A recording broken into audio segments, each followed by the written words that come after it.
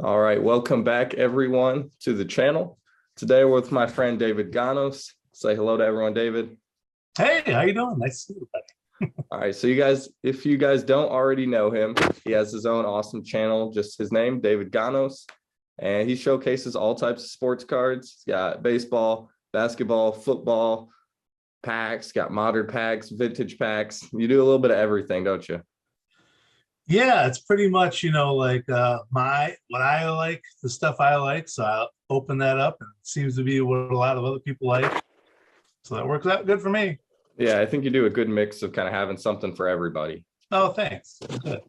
And then you also have your own website, davidgonos.com. You put some of your videos up there, and then you do articles about fantasy sports, so fantasy baseball and football. And Yeah, so my background is in fantasy sports. So that website's been up for like 10 years and it's mostly fantasy. And then in the past year or two, I'm like, man, I'm sick of fantasy. So I just started writing I read a card column on theathletic.com. And so from that, it's just kind of like, I need to put it on my own website, do some content on there. So my plan is to put a lot more on there in the next few months. awesome. So we'll start off with a little bit about that, and then we can kind of go talk about some sports cards. So Sure.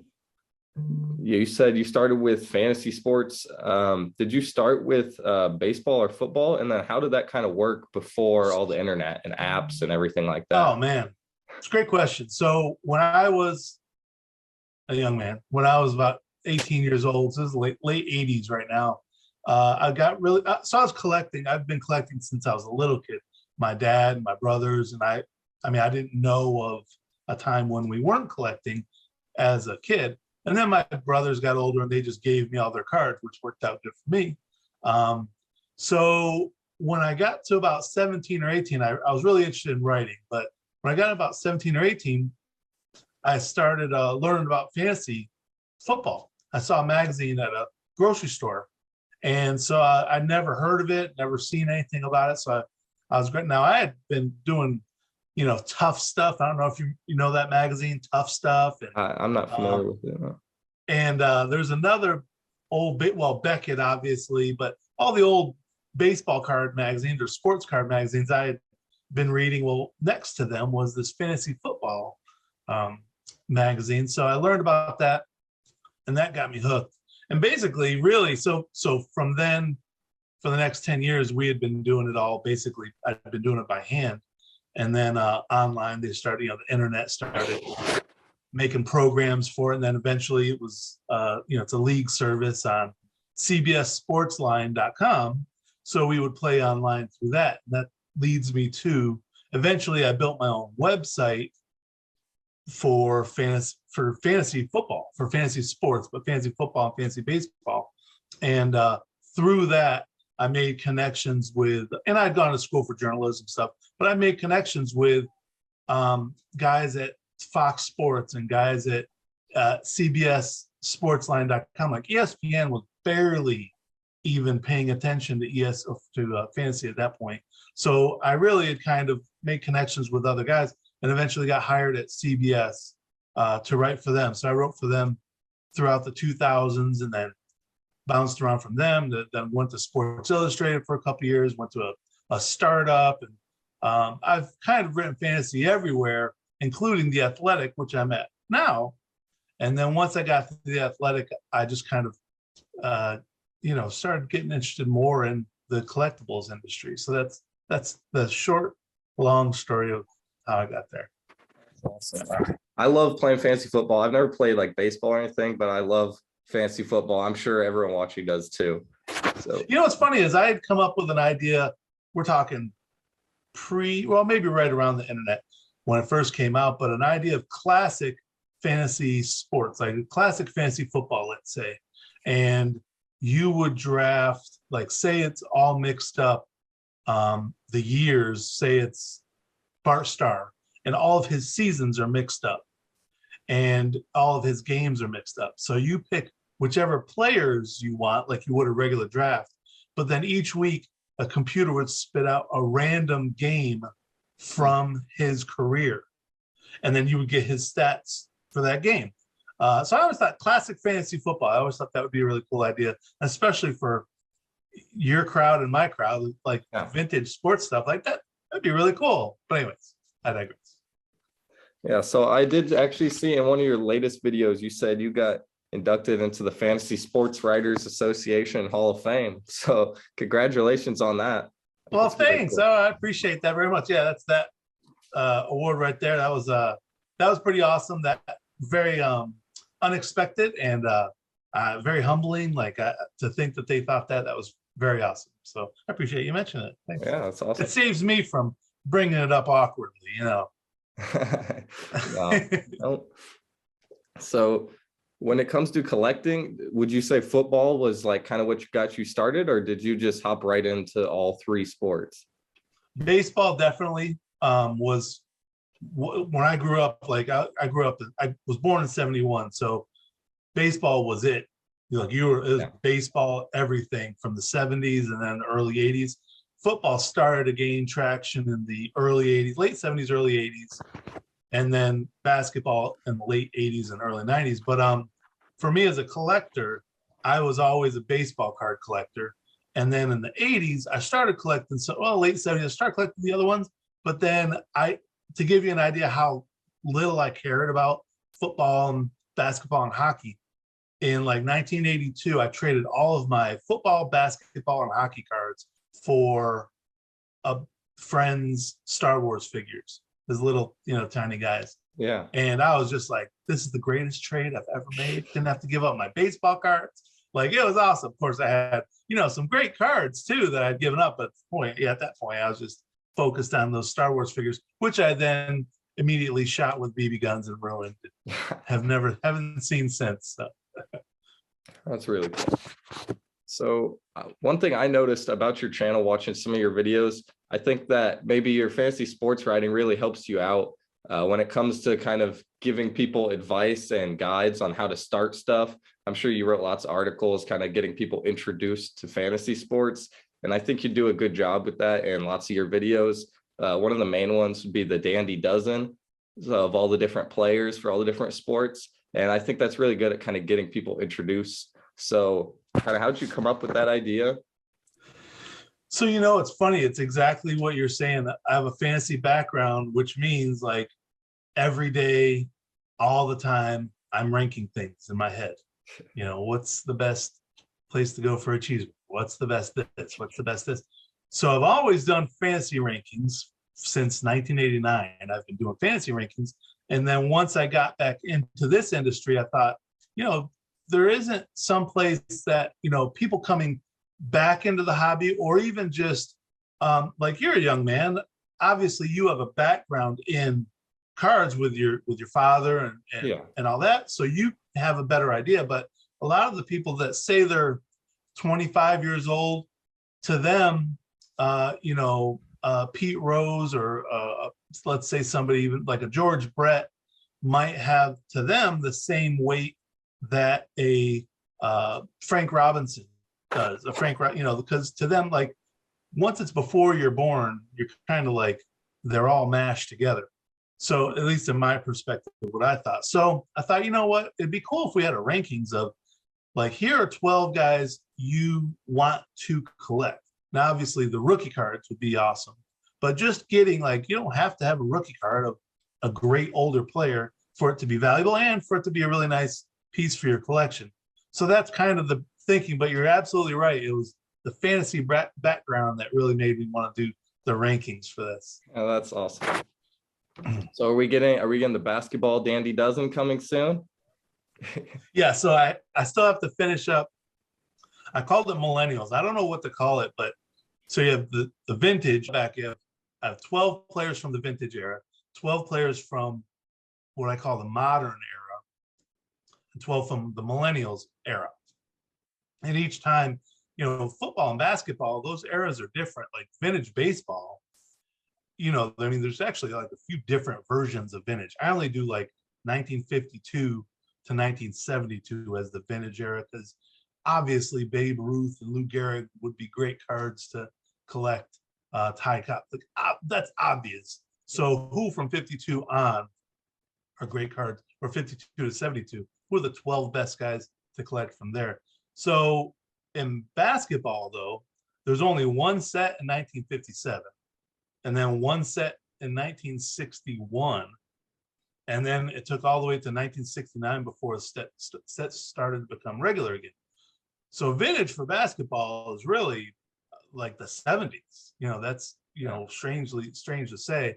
And then and football a little bit like 50s through the 60s. I think maybe the 70s I have included for football. So, but anyways, so I had to come up with, well, what do I call the modern era, this past 10, 20 years? So I just call millennials. But so millennials basketball, and then for millennials football I have left, and then I have all three for basketball, which I'm excited about, but it's a little tough, man. It's, and I invite people to comment on there and tell me who they would have different. Usually people just say, oh, you should have had. Yeah. So there's always the odd man out there at the end. Yeah. You should have had Brooks Robinson on there, and which I did eventually, but I'll do it differently. You should have had Mean Joe Green in the vintage football. And so I was like, well, who would you replace? Well, then that's the problem, is you can always say who should be in it.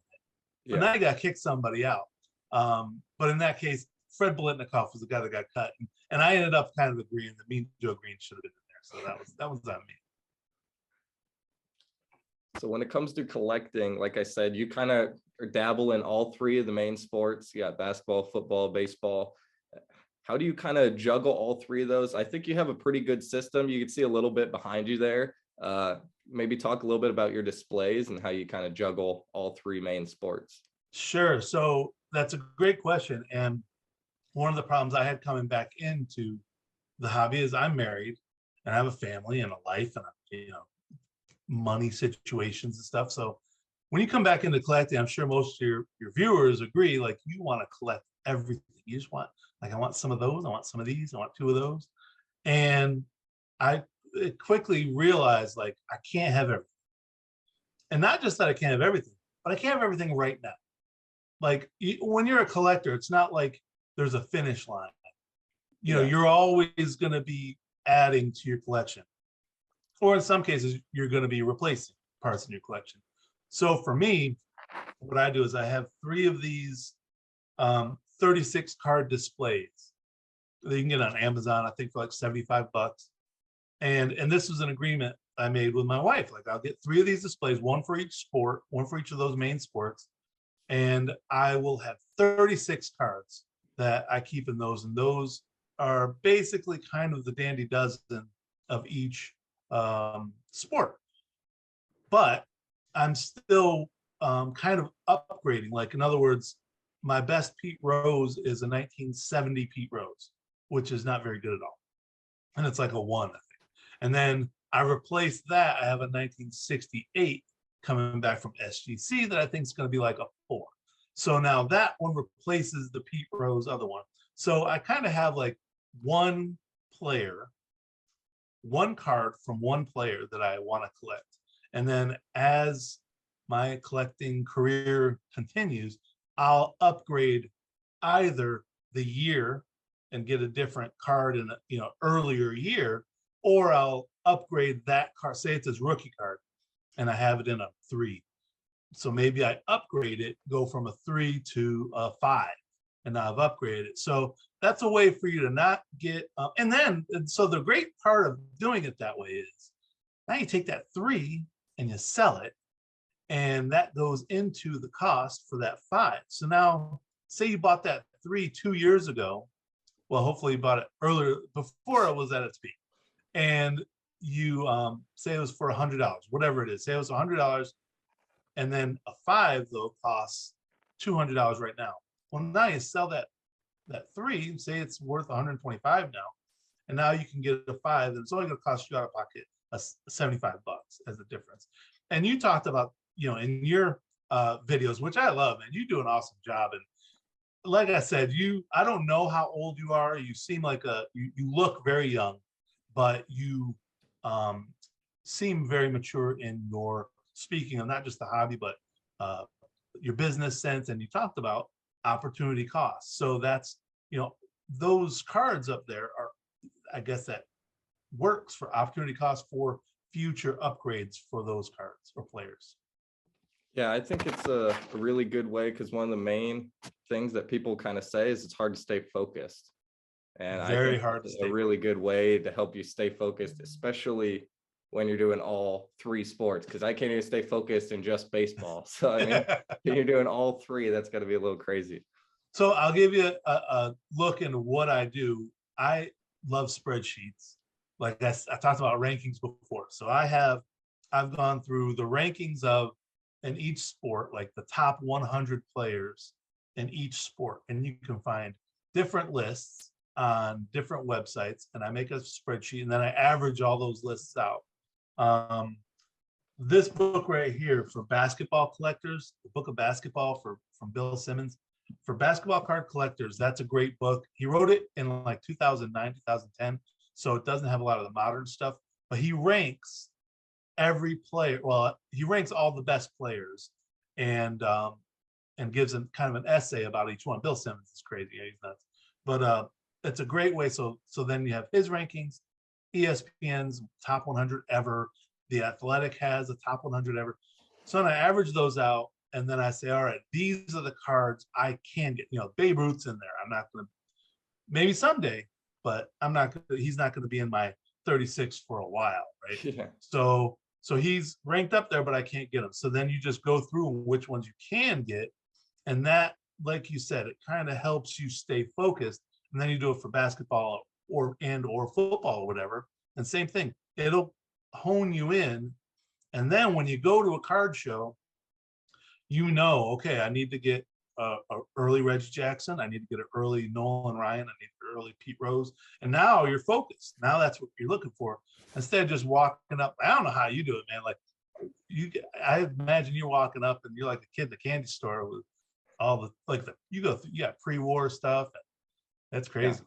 Yeah, I always say there's so much just in baseball that I could have never ending spending on stuff. So trying to mix in the other sports just gets even tougher.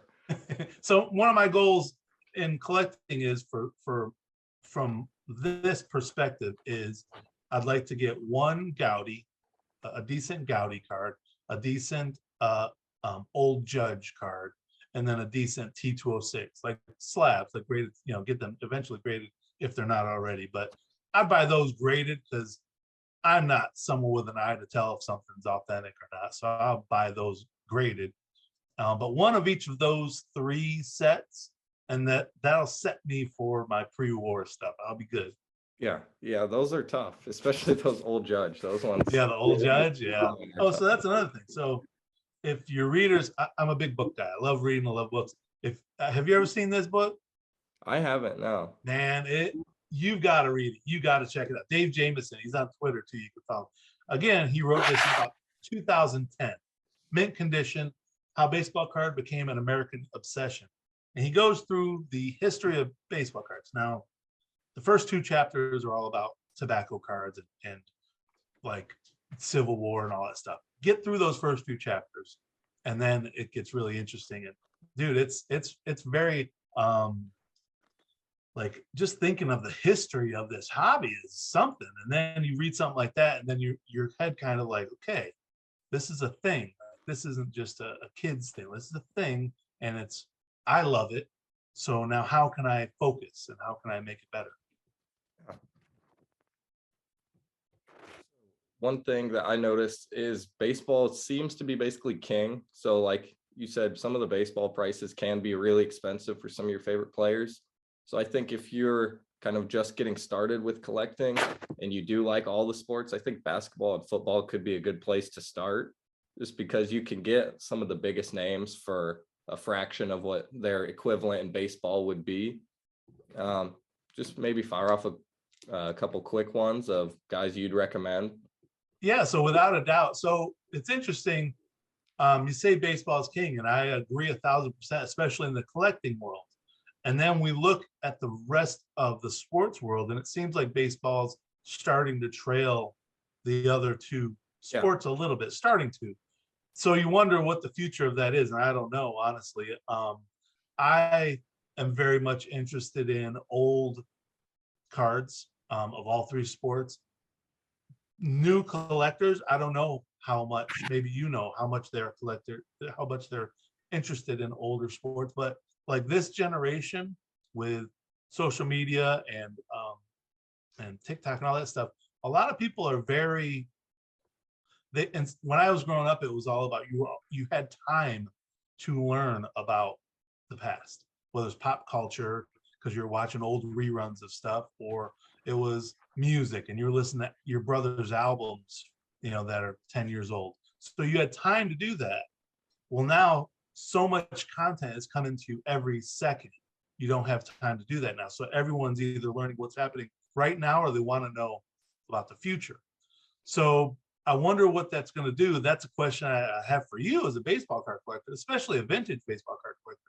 Like, where do you think where baseball cards will rank, let's say 10 years from now? Do you think it'll still be king?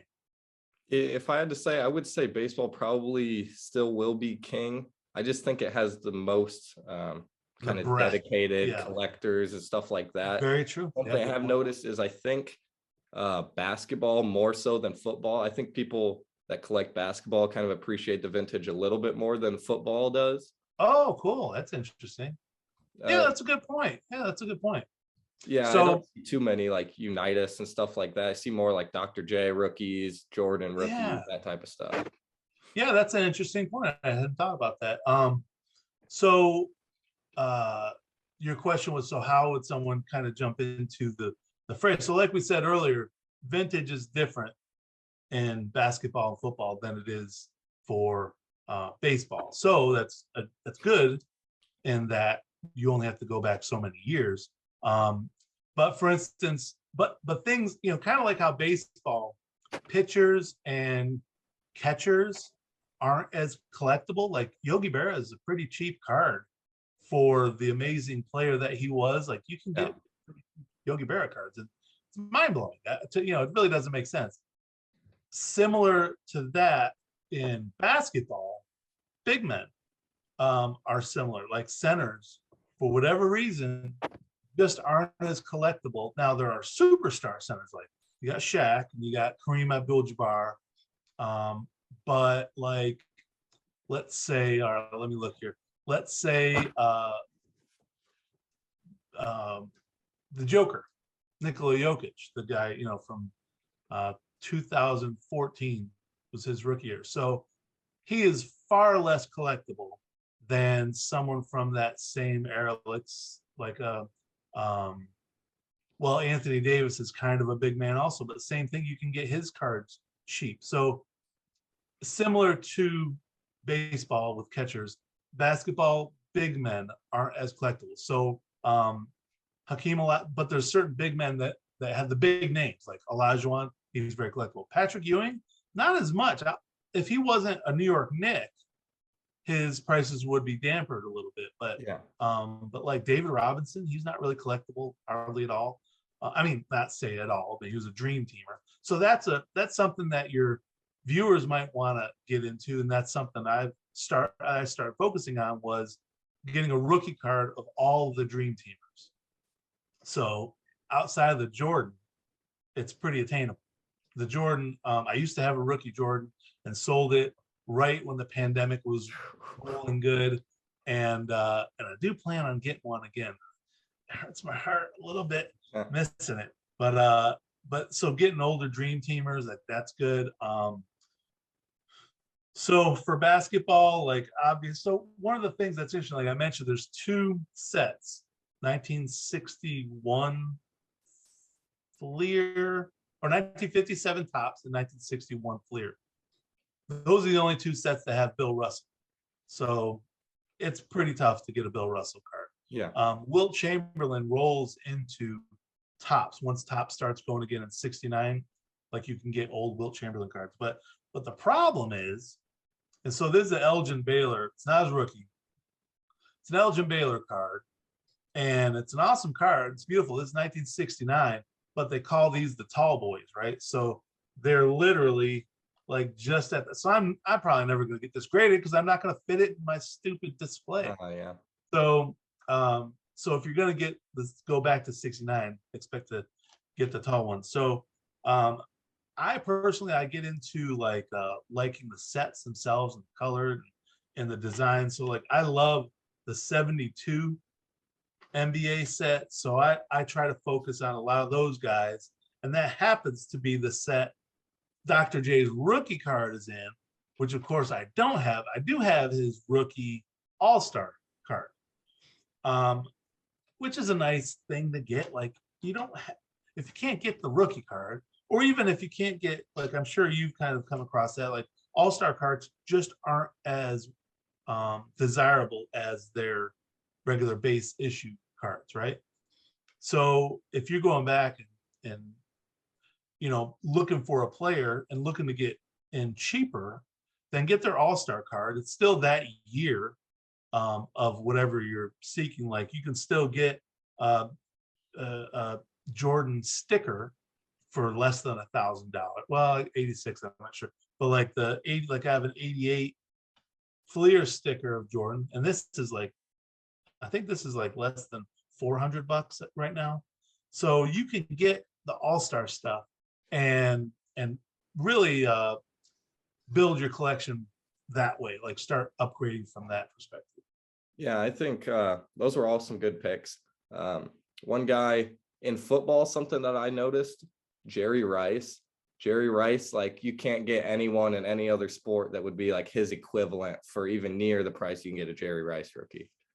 Yeah, that's a great point. Yeah, and that set is such an iconic set. That 86 top is such an iconic set. Like Steve Young's rookie card in that set.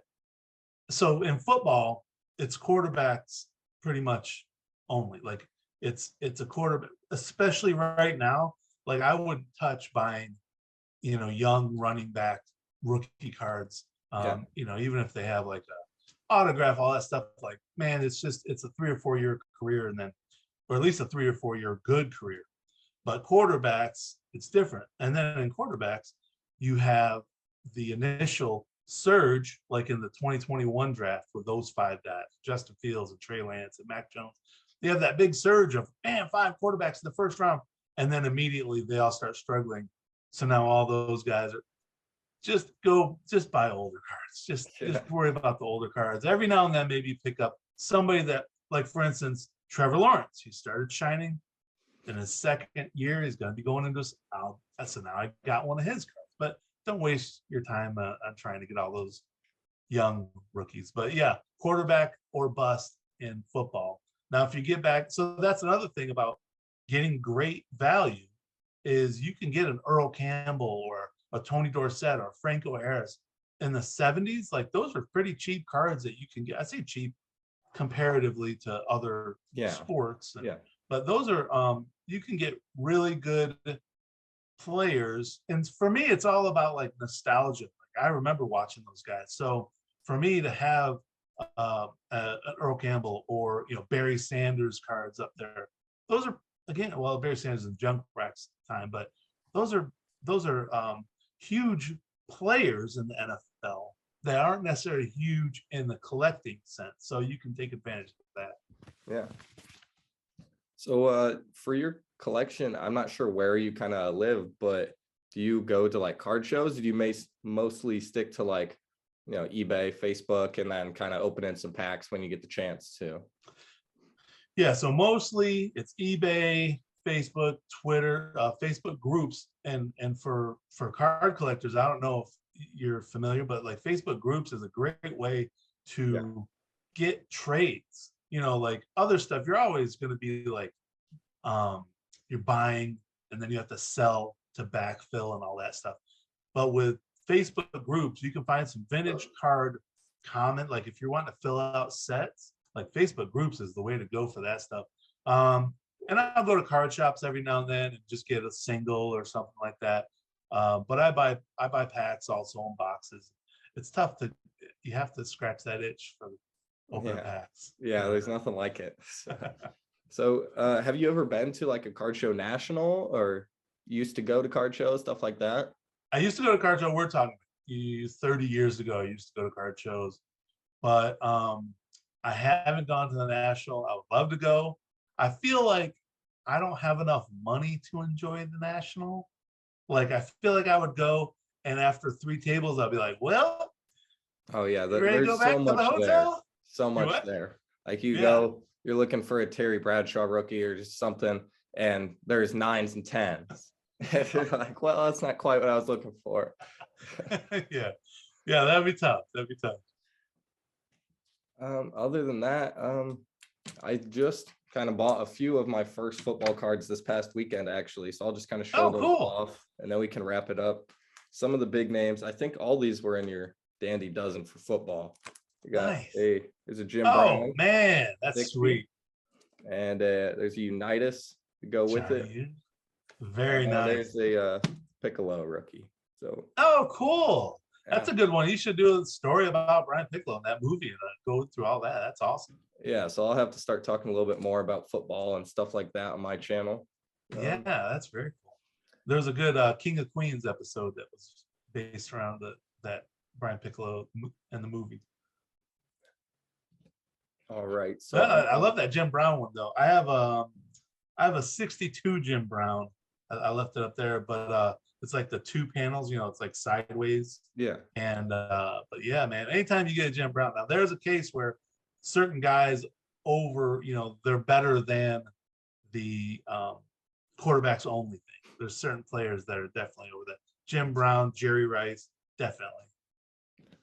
All right. I think we're running out of time here on the Zoom before it kind of closes on us. But I do want to say thank you for coming here. We'll talk a couple minutes once this ends. But I really appreciate you coming onto the channel. I appreciate some of the advice that you've given and the videos that you make. And other than that, I think I'm going to wrap it up here. Real quick, I wanted to say, check out this book. You can find it on eBay for like $50. It's like 35-year history of the top sports cards and has every picture of every card from 86 before. And it's so much fun. But anyways, I'll tell you guys what. Awesome. All right, everyone, check out his channel if you haven't already. Make sure to do that. Thanks.